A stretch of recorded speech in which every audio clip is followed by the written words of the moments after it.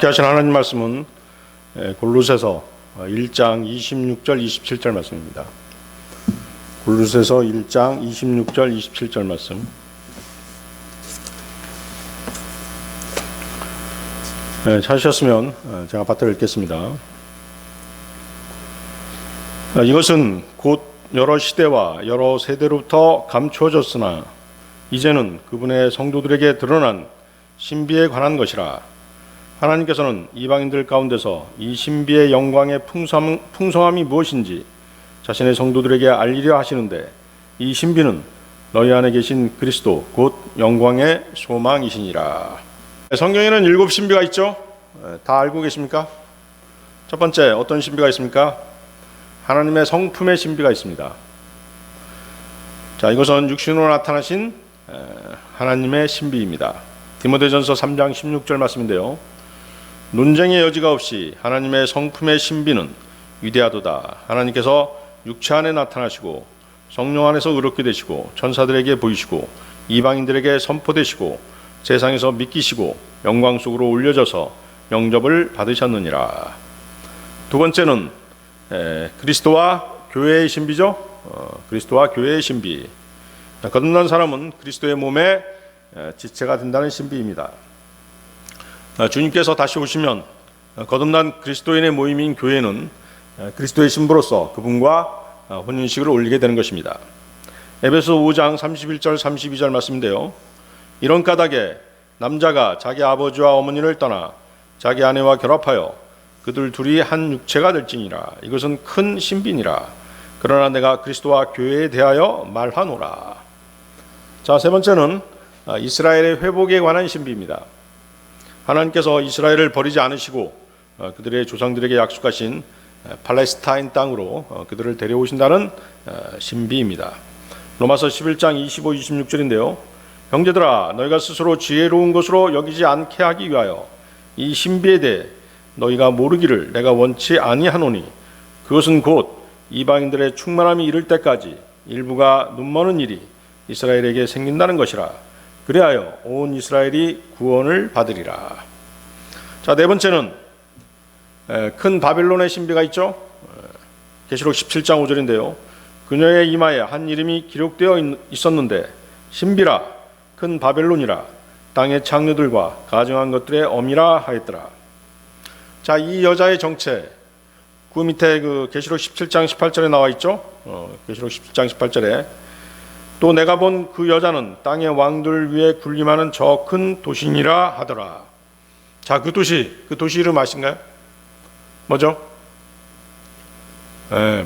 바티칸이죠? 바티칸입니다. 다섯 번째는 이제 불법의 신비가 있습니다. 불법의 신비는 적그리스도에 관한 신비입니다. 데살로니가 후서 2장 7절인데요. 불법의 신비가 이미 일하고 있으나 다만 지금 막고 있는 이가 길에서 옮겨질 때까지 막으리라. 여섯 번째는 휴거의 신비죠. 고린도전서 15장 51절 54절입니다. 보라, 내가 너희에게 한 가지 신비를 보이노니 우리가 다 잠자지 아니하고 마지막 나팔 소리가 날 때 눈 깜짝할 사이에 순식간에 다 변화되리라.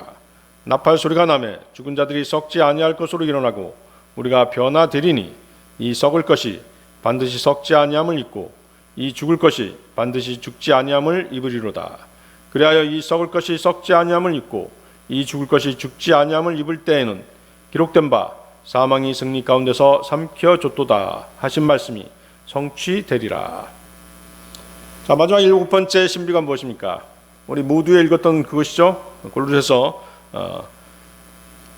1장 26절 27절 말씀이죠. 자, 27절만 다시 읽겠습니다.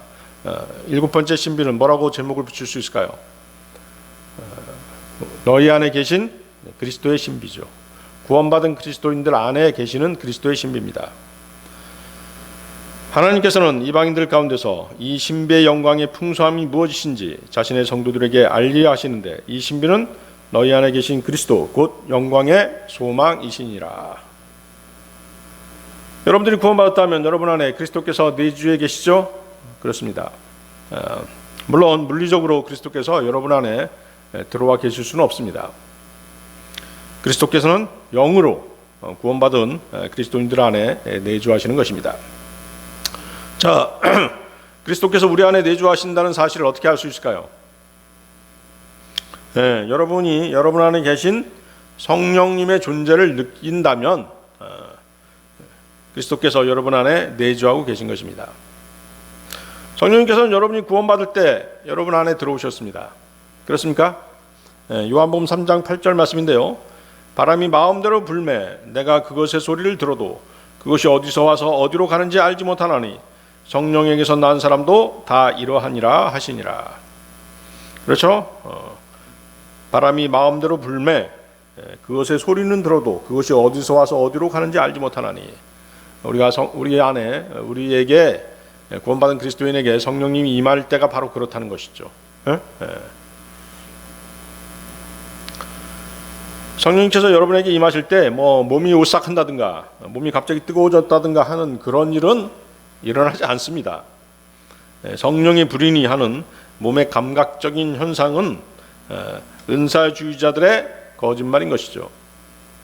구원받은 사람에 따라 다르지만 갑자기 성경을 읽기가 아주 쉬워졌다든가 성경 말씀들이 깨달아지기 시작했다든가 성경 말씀을 듣는 것이 기쁘고 마음속 깊은 곳에서 감동이 밀려온다든가 형제 자매들과의 교제가 그립고 즐겁다든가 말씀을 듣거나 찬송가를 부를 때 감동과 기쁨의 눈물이 흐른다든가 하는 일들 또 하나님의 일들을 할 때 아주 큰 기쁨이 생긴다든가 이런 일들이 성령님께서 여러분 안에 내주하고 계신다는 증거가 되는 것입니다. 자, 그런데 여러분 안에는 그리스도만이 계시는 건 아니죠? 또 뭐도 있습니까? 여러분 안에는 과거의 나가 있죠? 옛사람 아담의 성품을 가진 자아도 존재합니다. 구원받았다고 해서 과거의 옛사람의 성품이 하루아침에 사라지냐 하면 그것은 결코 아니라는 것입니다. 하나님 말씀에 의해 그 옛사람의 성품은 억제되고 다듬어질 뿐입니다. 어느 날 자신의 육신의 욕망을 억제하지 못하거나 분노를 참지 못하거나 자신에게 불리한 상황이 전개되면 그 옛 성품이 튀어나오게 되어 있는 것입니다. 자, 육신과의 싸움이죠. 육신과의 싸움입니다. 이 육신과의 싸움은 주님 오실 때까지 자신의 생명이 다할 때까지 계속되는 것입니다. 예수 그리스도의 피를 믿는 믿음으로 구원받은 모든 사람 안에 그리스도께서 내주하십니다. 구원받은 사람이 예를 들어서 1000만 명이라고 하면 1000만 명의 예수 그리스도가 각각의 사람 안에 있다는 뜻입니다. 이것을 과학적 또는 논리적으로 설명할 방법은 없습니다. 그래서 저와 여러분 안에 그리스도가 계시다는 것은 신비인 것입니다. 여러분은 이 7가지 신비를 알고 있어야 하고 또 다른 사람에게 얘기해 줄 수 있어야 됩니다. 주님께서 그렇게 명령하셨죠. 고린도전서 4장 1절 2절 말씀인데요. 사람이 마땅히 우리를 그리스도의 사역자요 하나님의 신비들을 맡은 청지기로 여길지어다. 또한 청지기들에게 요구되는 것은 신실한 사람으로 드러나는 것이라. 여러분은 지금 그리스도를 모시고 믿음의 생활을 하고 있습니다. 그리스도인은 믿음 생활을 하는 가운데 그리스도 외에도 간직해야 될 것이 여럿이 있습니다. 그래서 오늘 저는 그리스도인이 간직해야 하는 것이라는 주제로 하나님의 말씀을 형제 자매님들과 함께 하고자 합니다. 그리스도인이 간직해야 하는 것, 첫 번째, 하나님에 대한 두려움입니다. 하나님에 대한 두려움. 잠언 8장 13절 보십시오. 잠언 8장 13절 말씀. 잠언 8장 13절 말씀 찾으셨나요? 주를 두려워하는 것은 악을 미워하는 것이니라. 나는 교만과 거만과 악한 길과 삐뚤어진 입을 미워하느니라. 자, 주를 두려워하는 것은 악을 미워하는 것이니라. 주님을 억지로 두려워할 수는 없겠죠? 그렇죠? 하나님께서 갑자기 나는 무서운 사람이야. 그러니까 너희는 나를 무서워해야 돼. 이렇게 요구하지 않으십니다. 그런데 성경에는 하나님을 두려워해야 한다는 말씀이 곳곳에 나옵니다. 하나님이 어떠한 분이신지에 대한 지식이 없으면 하나님을 두려워할 수가 없습니다. 거듭난 후에 성경을 많이 읽고 공부한 사람이 하나님을 두려워할 수 있습니다. 그래서 하나님을 두려워하는 것은 하나님을 아는 지식과 지혜와 관련이 있는 것입니다. 잠언 1장 7절 말씀인데요. 주를 두려워하는 것이 지식의 시작이거늘 어리석은 자들은 지혜와 훈계를 멸시하느니라. 주를 두려워하는 것이 지식의 시작이거늘. 세상이 하나님의 진리를 발견하지 못하는 이유가 바로 하나님을 두려워하지 않기 때문입니다. 자신도 발견하지 못하고 다른 사람들도 발견하지 못하도록 막고 있는 것이 세상 학문이며, 자꾸만 세상은 그들 학자들이 정립한 하나님이 없는, 하나님이 빠진 지식을 교육시키고 있는 것입니다. 주님께서 초림 때, 주님 오셨을 때, 육신을 입고 오셨을 때 당시에 유대의 율법학자들도 그러했습니다. 주님께서는 그 율법사들에게 뭐라고 얘기했습니까? 누가복음 11장 52절 말씀인데요. 율법사들아, 너희에게 화가 있을지어다. 너희가 지식의 열쇠를 빼앗아서 너희 자신도 들어가지 아니하고 또 들어가는 자들도 막았느니라 하시니라. 자, 여기서 말씀하시는 율법사들은 그때 당시 유대의 서기관들, 바리새인들을 얘기하는 것입니다. 자, 진리는 누구시죠? 말씀이 육신이 되어 오신 주 예수 그리스도십니다. 요한복음 1장 14절 말씀에 말씀이 육신이 되어 우리 가운데 거하심에 우리가 그분의 영광을 보니 아버지의 독생하신 분의 영광이요 은혜와 진리가 충만하더라. 주님은 또한 우리의 지혜가 되시는데 주님을 두려워하는 것이 곧 지혜인 것입니다. 시편 111편 10절입니다. 시편 111편 10절. 주를 두려워하는 것이 지혜의 시작이라. 그분의 명령들을 행하는 모든 자에게는 좋은 명철이 있나니 그분을 찬양하면 영원토록 지속되는도다. 주를 두려워하는 것이 지혜의 시작이라. 그렇죠? 주를 두려워하는 것이 지식의 시작이라. 주를 두려워하는 것은 악을 미워하는 것이라. 자, 두려움이 여러 상황에 전개가 되죠? 그렇습니다. 자, 지식이 무엇입니까? 어떤 사실을 아는 것이죠? 어떤 사실을 아는 것인데, 아는 것으로 그치는 것이 아니라 진실인 것과 거짓인 것을 정확히 분별해서 알아야 되는 것입니다. 그것이 올바른 지식인 것이죠. 지혜는 또 무엇입니까? 알고 있는 지식, 알고 있는 사실을 적용할 수 있는 것이 바로 지혜입니다. 아는 것만으로 그치면 안 되겠죠? 그것을 적용할 수 있어야 된다는 것이죠. 그래서 그것이 지혜가 되는 것입니다. 또 분별은 무엇입니까? 분별은 자기가 알고 있는 지식이 하나님과 어떤 관계에 있는가를 아는 것입니다. 하나님과 어떤 관계에 있는가를 아는 것이죠. 세상 지식은 어떻습니까? 하나님하고는 아무 상관이 없죠? 그렇습니다. 하나님과 어떤 연관도 지으려고 하지 않는 것입니다. 오히려 하나님을 배척하는 것이죠. 자신이 알고 있는 지식을 하나님과 연관시키려고 하면 오히려 비웃는 것입니다. 무시당하죠? 자, 명철은 무엇입니까? 명철은 무엇이죠? 욥기 28장 28절에 명철에 대해서 말씀하고 계십니다. 주를 두려워하는 것이 곧 지혜요 악에서 떠나는 것이 명철이니라. 악에서 떠나는 것이 명철이니라. 아주 명확하죠? 명철. 악에서 떠나는 것이 명철이니라. 성경을 통해서 하나님의 죄에 대한 심판과 그 심판의 결과가 영원한 지옥 또 불호수임을 알고 믿는 사람이 지혜로운 사람인 것입니다. 누가복음 12장 5절 말씀인데요. 오직 너희가 두려워할 분을 내가 미리 너희에게 알려주리니 곧 죽인 뒤에 지옥에 던져넣는 권능이 있으신 그분을 두려워하라. 참으로 내가 너희에게 이르노니 그분을 두려워하라. 노아의 홍수, 소돔과 고모라의 유황불 심판, 출애굽 때 이집트에 내려진 재앙, 홍해에 수장당한 파라오와 그들의 군대, 사도시대 때 사도들의 이적과 표적, 장차에 있게 될 계시록에서의 두 증인의 살아나는 일, 적그리스도의 횡포, 또 최후의 백부자 심판에서의 영원한 지옥과 불호수 등등 이러한 성경 지식이 없으면 절대로 하나님을 두려워할 수 없습니다. 구원받은 이후에도 성경을 열심히 읽고 공부하지 않으면 하나님을 두려워할 수 없고, 하나님을 두려워하지 않으면 뭐에서 떠날 수 없는 것이에요? 죄에서 떠날 수 없는 것입니다. 그렇죠? 육신을 억제할 수 없는 것이죠. 하나님을 두려워하지 않으면 육신을 억제할 수 없고 죄에서 떠날 수 없습니다.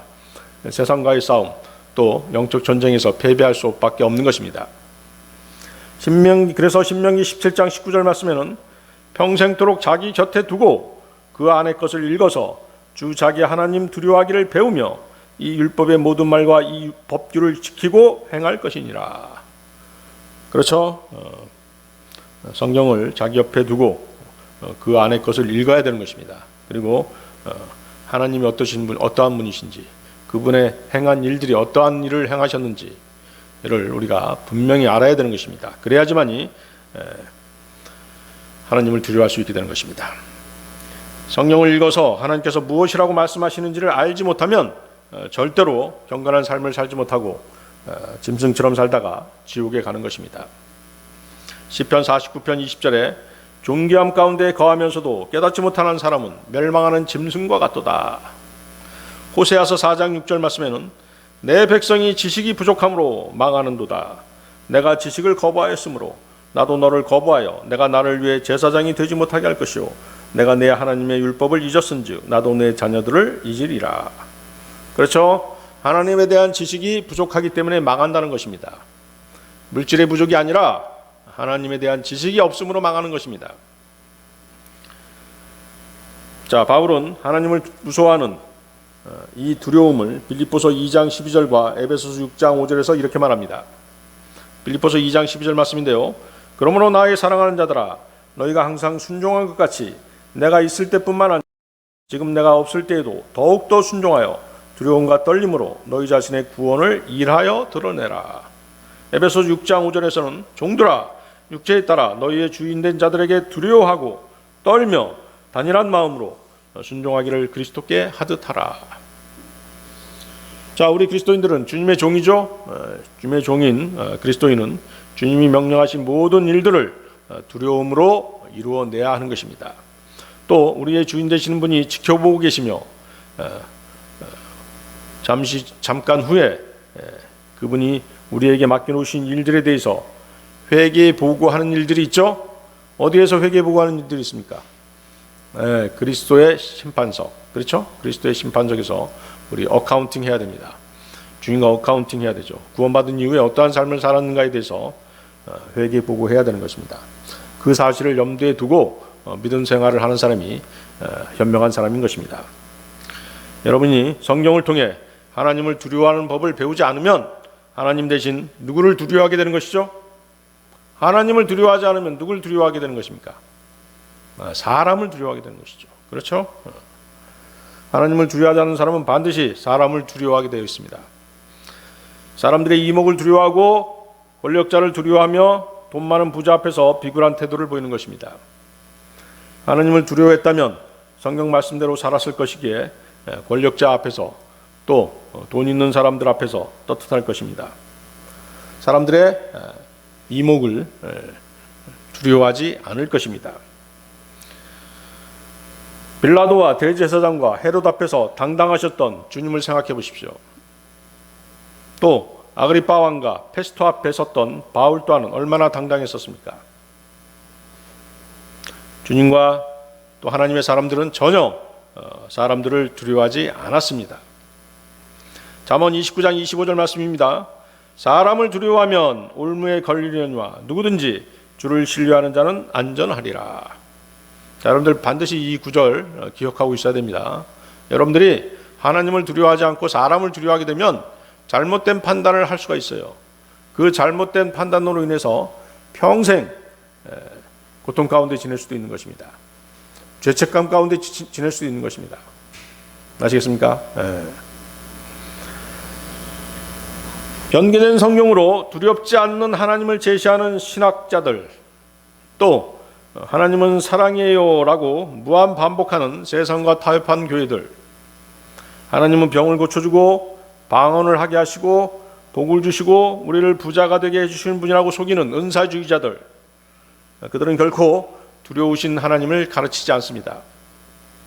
그들이 두려워하는 것은 자신들의 학자적 입지가 흔들리는 것, 교인 수가 줄어들고 교회 수입이 줄어들며 자신들의 거짓 교리와 거짓말이 탄로나는 것을 두려워하는 것입니다. 작금의 어리석은 자들은 지혜를 멸시합니다. 죄를 비웃고 오히려 죄 짓는 자들에게 박수를 칩니다. 자기가 갖지 못한 것을 가진 사람들을 시기심으로 대합니다. 자신의 마음을 신뢰하고 자기 의를 자랑합니다. 어리석은 사람이죠. 잠언 28장 26절 말씀인데요. 자기 마음을 신뢰하는 자는 어리석은 자이나 누구든지 지혜롭게 걷는 자는 구출되리라. 자기 마음을 신뢰하는 자는 어리석은 자라고 성경은 분명하게 밝혀놓고 계십니다. 또 어떤 사람이 어리석은 자입니까? 하나님이 없다고 하는 자들, 하나님을 보여주면 믿겠다고 하는 자들, 부활이 없고 지옥도 없다고 말하는 자들, 죽으면 모든 것이 끝이다 라고 말하며 하나님의 공의의 심판을 믿지 않는 자들, 신부와 교황을 아버지라고 부르는 자들, 땅에 쌓아놓은 재산을 신뢰하는 자들, 자신이 높아지고 싶어하고 권력을 동경하는 자들 등등, 이런 사람들을 성경은 어리석은 자라고 말씀하시는 것입니다.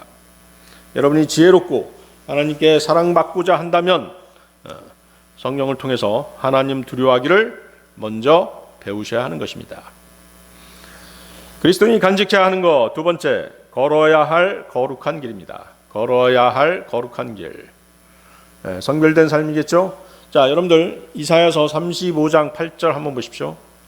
이사야서 35장 8절 말씀입니다. 이사야서 35장 8절. 찾으셨나요?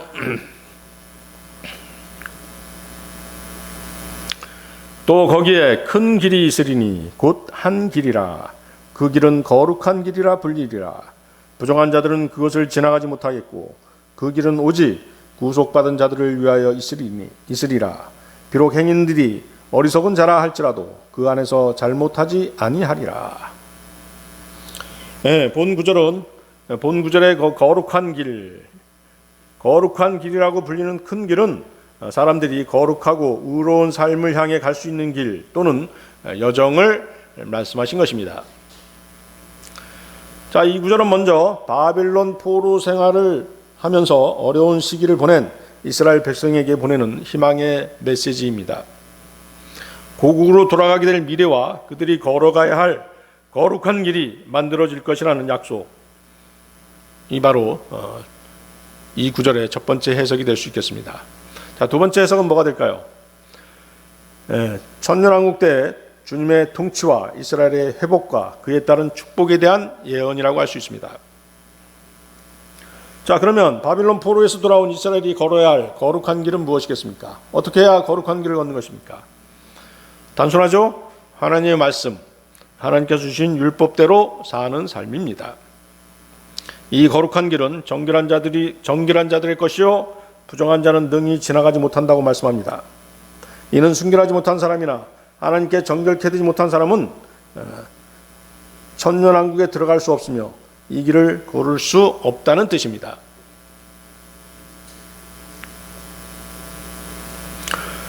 자, 대환란이 끝나고 살아남은 사람들 다 천년왕국에 들어가는 것이 아니라는 것이죠.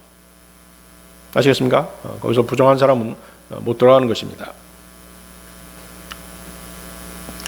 자, 이 구절은 또한 그 길을 가본 적이 없는 사람이나 무죄한 사람들도 이 길에서 벗어나지 않을 것이라고 말합니다.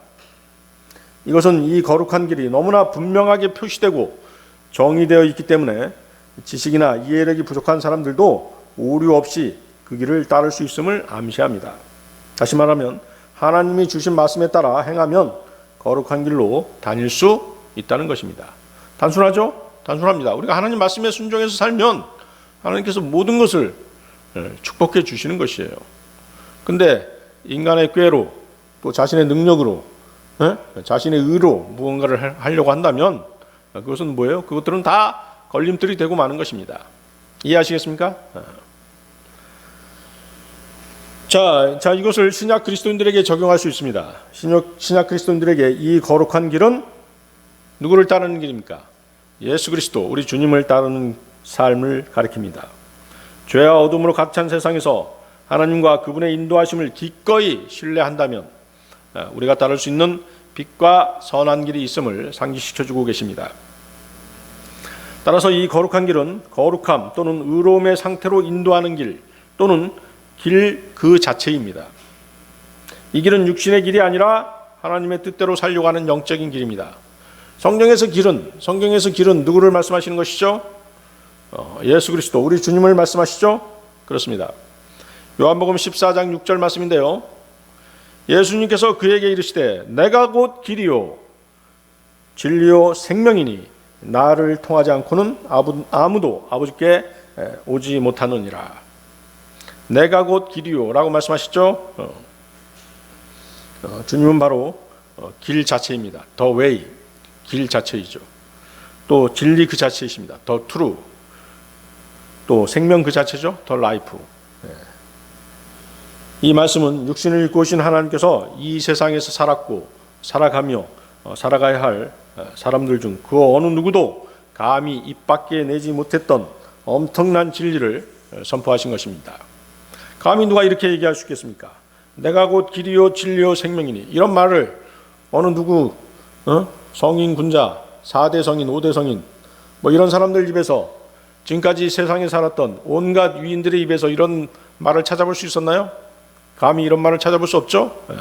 하나님이시니까, 하나님이시기 때문에 이런 말을 하실 수 있으신 것입니다. 그래서 주님께서는 나를 통하지 않고는 아무도 아버지께 오지 못하느니라고 말씀하시는 것입니다. 세상은 이 선언을 어떻습니까? 어떻게 평가했습니까? 비웃었죠? 비웃었습니다. 그리고 어리석은 자의 말로 여겼기에 주님을 십자가에 못 박아 처형해 버린 것입니다.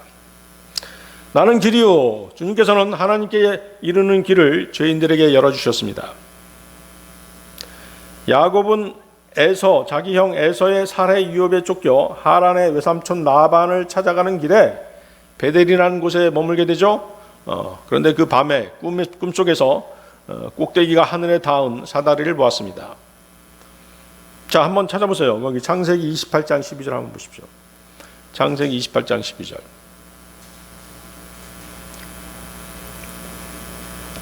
야곱의 사다리 유명하죠? 야곱의 사다리라고 하는 유명한 내용이 있습니다. 창세기 28장 12절 찾으셨나요? 그가 꿈을 꾸었는데 보라, 사다리가 땅 위에 세워졌고 그것의 꼭대기는 하늘에 닿았더라. 또 보니 하나님의 천사들이 그것 위에서 오르락 내리락 하더라. 야곱이 본 사다리는 누구를 예표합니까? 야곱이 본 사다리는 예수 그리스도를 예표하는 것입니다. 그래서 주님께서는 요한복음 1장 51절에서 이렇게 말씀하셨습니다. 요한복음 1장 51절도 한번 보십시오. 거기 이제 창세기 28장 12절에다가 요한복음 1장 51절이라고 써놓으시면 돼요. 창세기 28장 12절은 뭐하고 관계 있다? 요한복음 1장 51절과 관계가 있는 것입니다. 그렇죠? 요한복음 1장 51절에 뭐라고 말씀하십니까? 또 그에게 이르시되 진실로 진실로 내가 너에게 이르노니 이후로는 하늘이 열리고 하나님의 천사들이 사람의 아들 위에서 오르락 내리락 하는 것을 너희가 보리라 하시니라. 아주 똑같이 일치하죠? 그렇습니다. 야곱이 꿈에 본 사다리 또한 하나님의 천사들이 그 위에서 오르락 내리락 하고 있었습니다. 사람은 예수 그리스도라는 사다리를 통하지 않고 자신이 스스로 사다리를 만들어서 하늘에 오를 수는 절대로 없습니다. 사람이 예수 그리스도를 통하지 않고 스스로의 힘과 노력으로 하늘에 오르려고 한다면 그것은 헛된 일이죠. 마귀에게 속고 있는 것입니다. 인간은 절대로 스스로의 힘, 자신의 의로는 하나님께로 갈 수 없습니다. 그래서 하나님께서 몸소 육신을 입고 이 땅에 오셨던 것입니다. 따라서 주 예수 그리스도, 그분이야말로 인간들을 하늘로 인도하시는 유일한 길이신 것입니다. 하늘로 인도하는 유일한 이 길에 들어서지 않으면 아무도 구원받을 수 없고 영원한 생명을 얻지 못합니다. 주님은 자신의 십자가 희생을 통해서 그 길을 열어 놓으셨습니다. 주님이 십자가에 처형되셨을 때 성전 휘장이 위에서 아래로 갈라졌죠? 그렇습니다. 마가복음 15장 37절 38절 말씀인데요. 예수님께서 큰 소리로 외치시고 숨을 거두시니라. 성전의 휘장이 위에서 아래까지 둘로 찢어지니라. 자, 성막에서 휘장이 어디에 있죠? 그렇죠. 성소와 지성소 중간에 있죠. 그 휘장이 상징하는 게 무엇입니까? 휘장이 상징하는 게 예수 그리스도의 몸, 그렇죠? 예수 그리스도의 몸입니다. 히브리서 10장 20절 말씀에 이 길은 그분께서 우리를 위하여 휘장 곧 자기의 육체를 통해 거룩히 구분하신 것이니라. 아주 정확하게 해석해 주고 계시죠? 휘장 곧 자기의 육체를 통해 거룩히 구분하신 것이니라. 그러므로 성막이 휘장이 찢겼다는 것은 예수 그리스도의 몸이 찢겼다는 것을 의미합니다. 휘장이 찢어졌다는 것은 지성소에는 뭐가 있습니까? 긍휼의 자리가 있죠. 긍휼의 자리가 있습니다. 긍휼의 자리, 시온자, 또 뭐가 있죠? 시은자, 자비섬, 이렇게 번역이 되는데, 긍휼의 자리. 지성소에는 긍휼의 자리가 있는데 곧 하나님께로 들어가는 길이 열렸음을 보여주시는 것입니다. 전에는 어때요? 지성소를 대제사장이 1년에 한 번 피를 가지고 들어갔죠. 휘장한 지성소로 들어가 하나님 앞에 설 수 있었는데 이제는 뭐예요? 휘장이 찢겼으므로 하나님의 왕자 긍휼의 자리가 공개된 것이죠. 그렇습니다. 그래서 누구든지 원하기만 하면 그 앞에 직접 나아갈 수 있게 된 것입니다. 동시에 성막은 우주의 모형입니다. 그렇죠. 여러분들 성막 우리 배웠지 않습니까? 그 성막들, 번제단이라든가 물두덩이가 있는 그 성막들은 뭐예요? 첫째 하늘이죠. 첫째 하늘입니다. 그 다음에 성소가 둘째 하늘, 그 다음에 지성소가 셋째 하늘이죠. 그래서 결국 어떻게 돼요? 휘장은 둘째 하늘에서 셋째 하늘로 들어가는 길을 상징합니다. 성막이 찢겼고 휘장이 찢겼고 우리가 셋째 하늘, 즉 하나님의 왕자에 나아갈 길이 열렸을 뿐만 아니라 우리가 필요한 때에 도우시는 하나님의 은혜를 얻기 위해 은혜의 왕자에 날마다 담대히 나아갈 수 있게 된 것입니다. 전에는 어떻습니까? 제사장들만을 통해서 그리고 희생제물의 피를 가지고 나아가야만 하나님을 만날 수 있었으나 이제 우리의 중보자이신 예수 그리스도 그분을 통해 하나님께 어느 때나 나아갈 수 있게 된 것입니다. 더 이상 율법이나 동물의 피나 인간 제사장들은 필요치 않게 된 것입니다. 자, 진리요. 주 예수 그리스도께서는 육신으로 나타나신 하나님이시며 진리 그 자체이십니다. 아담이 마귀에게 속아 범죄한 이후로 그 후손들은 모두 죄의 어두움에 갇히게 되었고 향방을 모른 채 암흑 속을 헤매게 되었습니다. 그렇죠? 죄 가운데 살 수밖에 없었죠. 잠언 4장 19절 말씀인데요. 사악한 자들의 길은 어둠 같아서 그들은 무엇에 걸려 넘어지는지도 알지 못하는지라. 자, 우리들은 다 죄인이었습니다. 심판받아서 지옥에 갈 수밖에 없는 죄인들이었죠. 어떤 목적도 없이 방향 감각을 완전히 상실한 그런 채로 인생에 아무런 목적도 없이 살았던 것입니다. 사람들은 진리이신 하나님께로부터 떨어져 나왔기에 진리에 대해 무지해졌고 진리를 알 수 있는 명철도 어두워졌던 것입니다. 에베소 4장 18절 말씀인데요. 그들은 지각이 어두워졌으며 그들 속에 있는 무지함과 그들 마음에 눈먼 것으로 인해 하나님의 생명에서 떨어져 있도다. 그러므로 세상 죄인들이 생각해낸 그 어떤 철학이나 과학 등 기타의 학문은 진리를 흉내낼 수는 있을지언정 결코 진리가 될 수 없는 것입니다. 골로새서 2장 3절 말씀에 그분 안에는 지혜와 지식의 모든 보화가 감춰져 있느니라. 모든 지혜와 지식의 보화가 그분 안에 감춰져 있다면 다른 곳에서는 그것이 있을 수 없겠죠? 그렇습니다. 오직 주 예수 그리스도 그분께서만 진리이고 지혜가 되시는 것입니다. 생명이니 모든 생명은 주님께로 왔습니다. 요한복음 3장 36절 아들을 믿는 자에게는 영존하는 생명이 있고 아들을 믿지 않는 자는 생명을 보지 못하며 도리어 하나님의 진노가 그 위에 머물러 있느니라. 죄인들은 영이 죽어있는 사람들입니다. 죄로 인해 영이 하나님과 단절되어 있다는 뜻입니다. 영이 거듭나지 않으면 그는 죽어서 그 혼이 지옥에 떨어져 영원히 고통 가운데 있게 될 뿐만 아니라 영원한 생명이란 없는 것이죠. 그렇죠? 지옥에 떨어진다는 얘기는 영원한 생명이라는 것은 없다는 뜻이에요.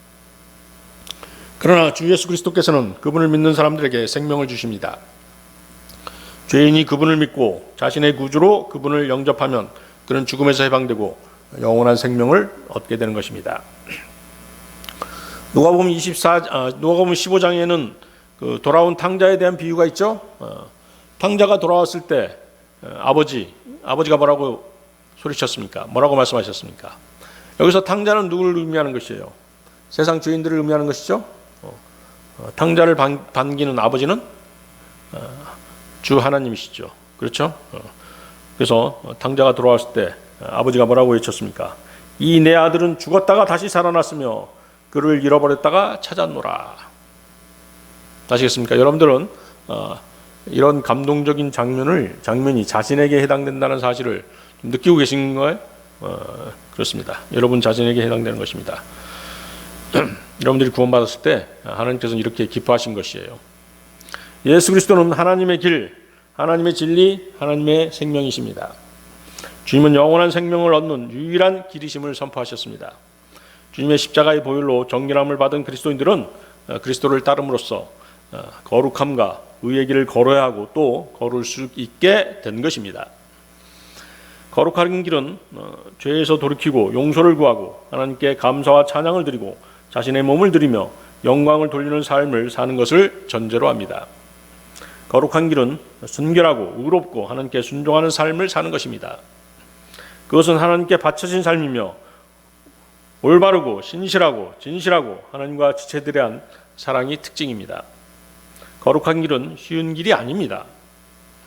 하나님의 말씀에 순종해서 살아야 하는 인내와 믿음이 필요한 제자의 삶인 것입니다.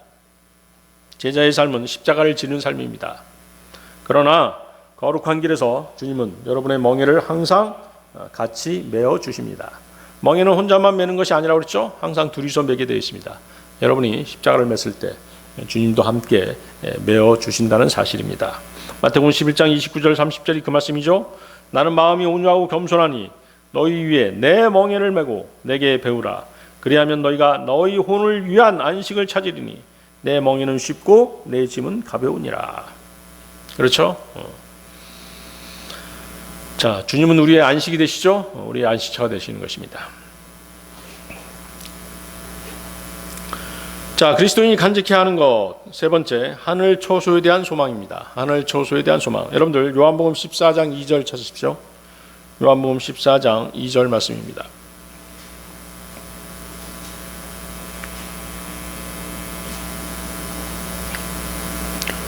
요한복음 14장 2절 말씀 찾으셨나요?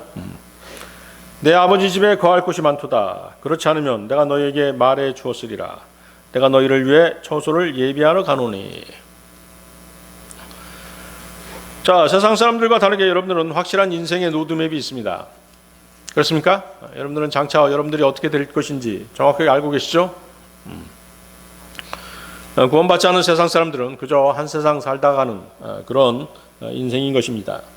좋은 대학을 나와서 좋은 직장을 얻고 결혼하고 아이들을 낳고 살다가 그렇게 한 세상 마치는 삶이 세상 사람들의 삶인 것이죠.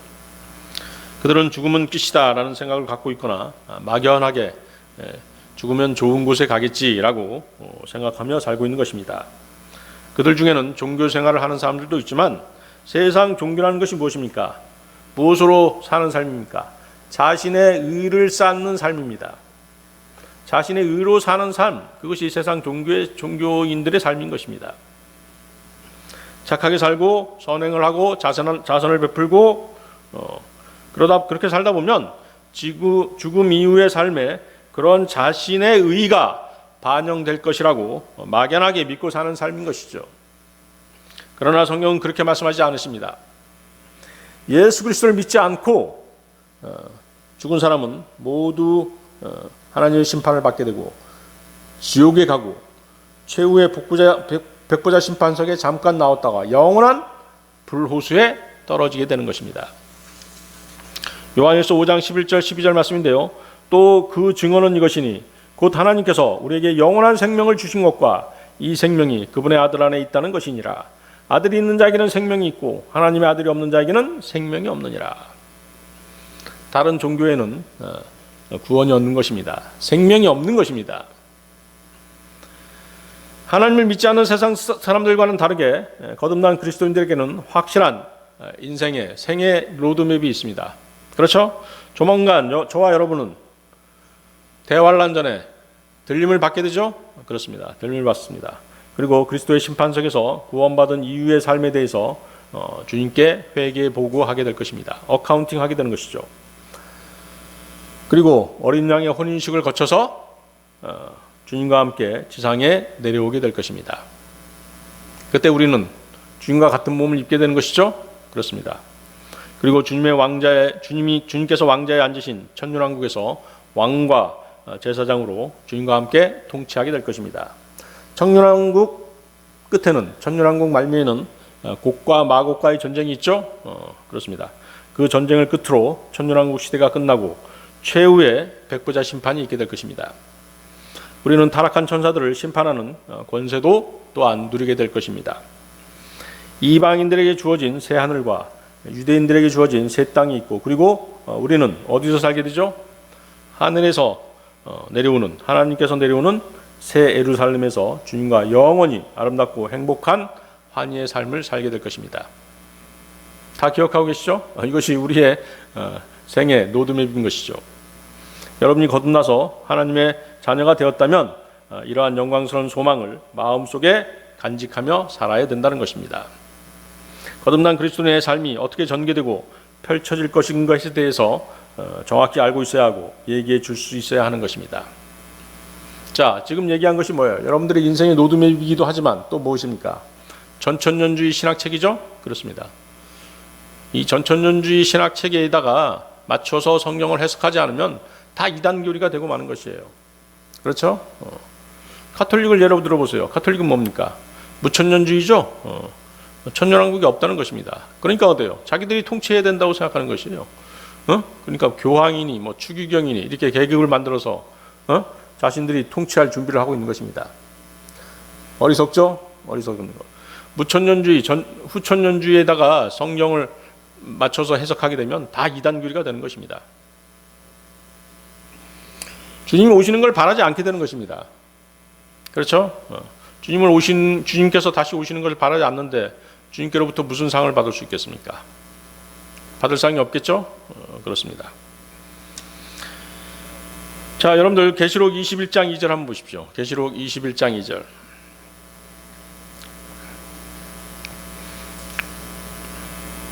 자, 아까 읽었던 그 요한복음 14장 2절. 우리가 거할 곳이 나와 있죠. 새 예루살렘, 그렇죠? 새 예루살렘인데 그것은 이제 그 저택입니다. 맨션. 성경의 맨션이라고 하는 표현, 저택이라고 하는 표현이 더 어울리죠. 그렇죠? 요즘 뭐 건축업자들은 아무거나 다 맨션이라고 갖다 붙이죠. 조그만 빌라들도 다 맨션, 무슨 맨션 그러는데 사실 대저택입니다. 맨션은 화려하고 의리의리한 저택이 맨션이죠. 자, 요한복음 21장 2절. 나 요한이 보매 거룩한 도시 새 예루살렘이 신부가 자기 남편을 위하여 단장과 같이 예비한 채 하늘에서 하나님으로부터 내려오더라. 하나님께서는 이 새 예루살렘을 준비하고 계신 것이죠. 누구를 위해서? 구원받은 우리 그리스도인들을 위해서 준비해 놓고 계신 것입니다. 21장 그 밑에 내려가 보세요. 21장 10절에서 22절. 자, 새 예루살렘이 어떻게 됐는지 지금 이제 상상 속으로나마 한번 여러분들 그려보시기 바랍니다. 계시록 21장 10절에서 22절 좀 길지만 읽어보겠습니다. 영 안에서 나를 데리고 크고 높은 산에 이르러 하늘에서 하나님으로부터 내려오는 저 큰 도시 곧 거룩한 예루살렘을 내게 보여주었는데 그 도시에 하나님의 영광이 있더라. 그것의 빛은 지극히 귀중한 보석 같고 벽옥 같으며 수정같이 맑더라. 그 도시에는 크고 높은 성벽이 있었고 12문이 있었으며 그 문들에 12천사가 있었고 그 문들 위에 이름들이 기록되어 있었는데 그것들은 이스라엘의 자손들의 12지파의 이름들이니라. 동쪽에 세 문, 북쪽에 세 문, 남쪽에 세 문, 서쪽에 세 문이 있으며 그 도시의 성벽에는 12기초가 있고 그것들 안에 어린 양의 12사도의 이름들이 있더라. 나와 이야기하던 자가 그 도시와 그 도시의 문들과 성벽을 측량하려고 금 갈대를 가졌더라. 그 도시는 네모 반듯하게 놓여 있으며 길이가 너비만큼 같더라. 그가 그 갈대로 도시를 측량하니 12,000 스타디온이더라. 그것의 길이와 너비와 높이가 같으니라. 또 그가 그 도시의 성벽을 측량하며 사람의 치수 곧 그 천사의 치수에 따라 144 규빗이더라. 그 도시의 성벽 건조물은 표곡으로 되어 있고 그 도시는 순금이며 맑은 유리 같더라. 그 도시의 성벽 기초들은 온갖 종류의 보석들로 장식되었는데 첫째 기초는 벽옥이요, 둘째는 사파이아요, 셋째는 옥수요, 넷째는 에메랄드요, 다섯째는 홍마노요, 여섯째는 홍보석이요, 일곱째는 귀 감난석이요, 여덟째는 녹주석이요, 아홉째는 황옥이요, 열째는 노곡수요, 열한째는 청옥이요, 열두째는 자수정이더라. 그 12문은 12진주였으며 문마다 각각 한 개의 진주가 되어 있고 그 도시의 거리는 순금이며 마치 투명한 유리 같더라.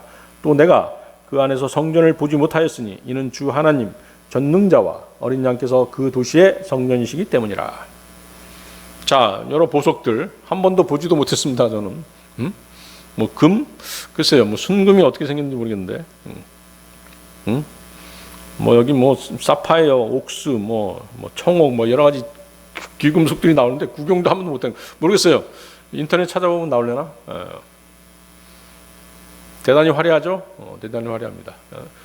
글로 읽기만 해도, 성경을 읽기만 해도 아주 화려함이 아주 넘치죠. 자, 새 예루살렘의 모양이 어떤 모양이에요? 정육면체라는 거예요. 가로세로 높이가 똑같다는 거예요. 그것이 약 뭐예요? 거의 약 2,000km 정도 됩니다. 가로세로 높이가 2,000km. 우리나라 한반도 길이가 얼마인지 아세요? 남북 다 합친 길이가 1,100km래요. 1,100km. 저도 잘 몰랐는데. 그러니까 결국 남북 다 합친 길이의 2배 정도 되는 것이죠. 그것이 뭐예요? 가로세로 높이로 돼 있어가지고 하늘에서 내려오는 거예요. 그러니까 뭐예요? 하나의 뭐예요? 보석으로 이루어진 하나의 행성이죠, 행성. 정육면체 행성입니다. 그게 내려오는 것이에요. 아시겠어요? 한반도의 2배 길이, 가로세로 높이가 한반도 길이의 2배 정도 되는 그 정육면체 행성이 내려오는 것입니다. 완전히 보석으로 되어 있기 때문에 멀리서 보더라도 어떻게 돼요? 다 보이겠죠? 너무 화려해가지고 아마 눈이 부실 거예요. 그 안에서 살게 되는 것입니다. 그 안에서 우리가 사는데, 이제 뭐 구원받은 사람 숫자를 이제 얼마인지 모르겠지만 이제 그 숫자로 이렇게 나눠보면 우리가 들어가야 될 그 저택이 얼마나 큰지 이제 계산이 될 거예요. 정확한 숫자를 모르기 때문에 그 이제 그 구원받은 숫자로 이제 나눠보면 알겠죠? 나눠보면 딱 그 나오게 될 것입니다. 그래서 주님께서 뭐라고 말씀하셨어요? 주님께서는 내가 너희를 위해 처소를 예비하러 가노니. 대단한 말씀이죠. 단순하게 들으시면 안 돼요. 주님께서 육신의 몸을 입고 이 땅에 오셨을 때 변변한 처소, 잠자리조차 없으셨어요. 그렇죠? 그렇지만 뭐예요? 우리를 위해서 처소를 예비하러 가시겠다라고 약속하셨습니다. 그 처소가 바로 뭐예요? 바로 이 새 예루살렘이지 않습니까? 그렇죠? 우리에게 그분은 자신의 지상 삶을 사실 때 마땅한 유숙할 그런 처소조차도 마땅치 않으셨지만 주님은 자녀들을 위해서 처소를 미리 마련하러 가신다라고 말씀하시고 약속하셨던 것입니다. 하나님께서 행하시는 모든 일들이 하나님의 뜻과 철저한 계획에 따라 진행되어 가고 있는 것입니다. 그러기에 여러분을 위한 하나님의 노드맵은 한치의 오차도 없이 정확하게 이루어질 것입니다. 여러분들 로마서 8장 24, 25절 한번 보십시오. 로마서 8장 24, 25절.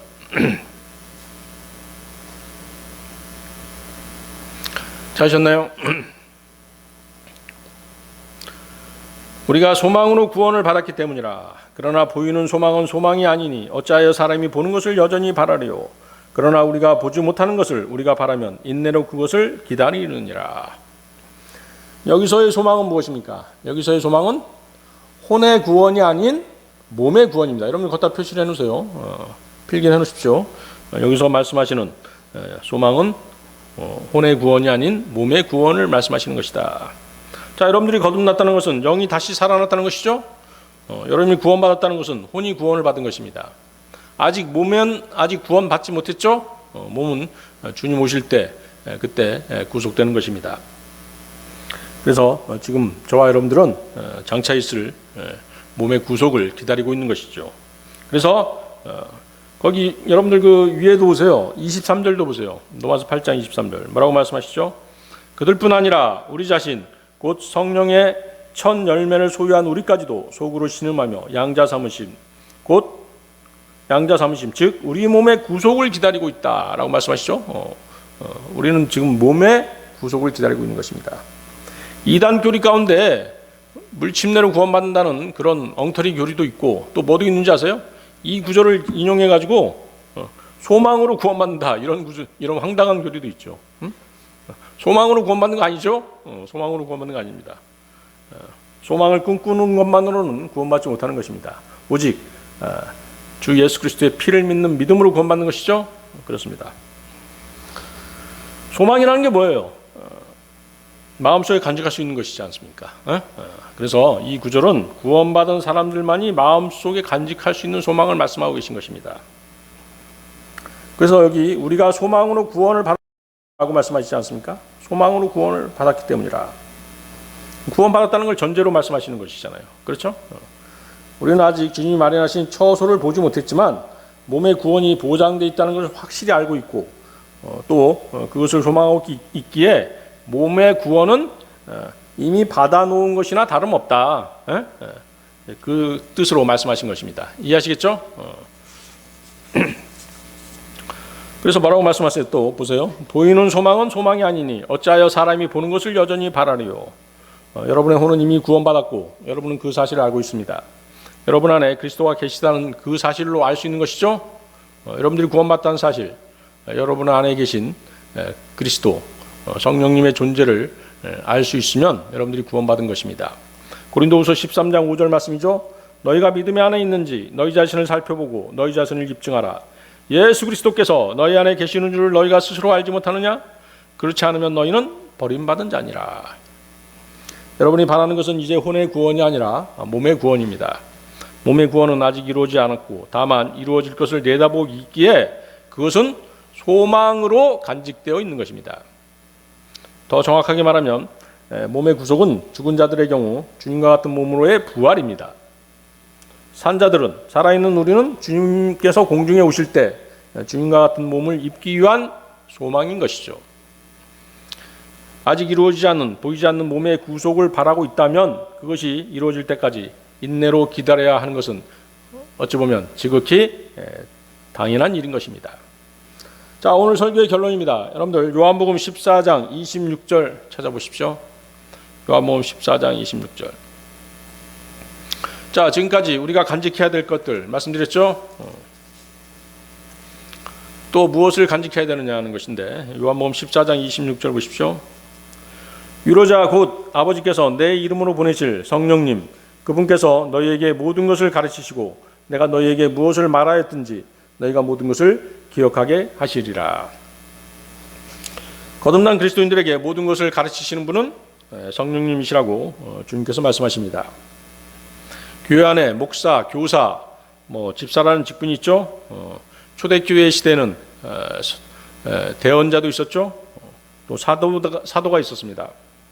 그런 사람들이 있었지만 그들 중 그 누구도 하나님의 말씀에 대해서 아무것도 가르칠 수 없고 우리에게 가르치시는 분은 궁극적으로 누구시다? 성령님이시다 하는 말씀입니다. 그래서 교회 안에 어떤 직분을 가진 사람들은 성령님의 가르침을 받아서 대신 전해주는 역할만 할 뿐이에요. 아시겠습니까? 가이드 역할을 하는 것이죠. 저도 마찬가지고 교회 안에 직분을 가진 사람들은 다 그런 가이드 역할을 하는 것입니다. 교회 안에서 목사라든가 교사가 성경에 대해서 가르쳐준다는 것은 자기가 알고 있는 어떤 구절이 성경의 다른 어떤 구절과 어떤 연관이 있는지를 가이드하는 것입니다. 안내하는 것입니다. 요한복음 16장 13절인데요. 그러나 그분 곧 진리의 영께서 오시면 너희를 모든 진리 가운데로 인도하시리니 그분은 스스로 말씀하지 아니하시고 무엇이든지 자기가 들은 것만을 말씀하시며 앞으로 일어날 일을 너희에게 보이시리라. 성령님은 진리의 영이시고 성경의 저자이십니다. 성령님의 인도하심을 따라 성경을 읽고 공부해야 그 말씀들이 전하는 진리를 올바로 깨달을 수 있는 것입니다. 성령님께서 우리를 모든 진리로 인도하시리라고 말씀하십니다. 성령님께서 우리들에게 성경 말씀들에 대해 가르쳐 주실 때 어떤 구절이 다른 어떤 구절들과 어떻게 연관되는가를 인도하셔서 그 구절의 말씀을 다른 구절들의 말씀들로 비교해 주시고 해석해 주시는 것입니다. 결국 뭐예요? 우리가 깨달아 알 수 있도록 성령님께서 가르쳐 주시는 것이죠. 티칭해 주시는 분은 성령님이시라는 것입니다. 성령님의 이러한 인도를 받다 보면 궁극적으로 그분의 가르침을 받게 되는 것입니다. 그렇기 때문에 성경을 공부하는 사람들은 사람의 생각이나 자의적으로 해석하지 말고 성령님의 인도를 받지 않으면 안 된다는 것입니다. 여러분이 진리를 깨닫고자 한다면 항상 성령 충만함으로 성령님의 인도하심을 염두에 두고 있어야 합니다. 성령 충만은 여러분의 요청으로 이루어질 수 있습니다. 성경을 읽기 전에 혹은 거리 설교와 거리 구령을 나갔을 때 혹은 누군가에게 복음을 전하기 전에 기도하면서 성령 충만을 주님께 요청할 수 있는 것입니다. 여러분이 하는 일들이 주님 보시기에 합당하고 기뻐 받으시는 일을 하면 성령님께서 여러분을 성령 충만케 하시고 여러분의 일들을 축복하시며 여러분에게 기쁨을 선사하셔서 그 일들을 주님께서 받으셨음을 알게 하십니다. 자, 여러분이 누구한테 복음을 전했어요? 복음을 전했는데 그 사람이 구원받은지 안 받은지 알 수 없잖아요. 근데 갑자기 뭐예요? 내 안에 어떤 기쁨이 있어요. 그러면 뭐예요? 그 사람이 구원받았다고 우리가 확신할 수 있는 것이에요. 아시겠어요? 네. 하나님께서 그런 기쁨을 주시는 것입니다. 아시겠죠? 내가 어떤 일을 했어요? 하나님의 일을 했어요. 누구를 섬겼다든가 누구를 도와주는 형제 자매들을 도와주는 일을 했어요. 근데 나한테 막 내 안에서 기쁨이 넘치는 거예요. 그렇다면 뭐예요? 하나님께서 그 일을 받으셨다는 것이죠. 아시겠습니까? 그런 기쁨을 주시는 것입니다. 그것이 여러분들이 구원받았다는 증거이기도 하고 하나님께서 여러분의 하는 일들을 축복하시고 기뻐하신다는 뜻입니다. 아시겠죠? 그러므로 여러분들은 뭐예요? 항상 성령의 인도하심을 마음속에 간직하면서 사셔야 된다는 것입니다. 다 같이 기도하시겠습니다.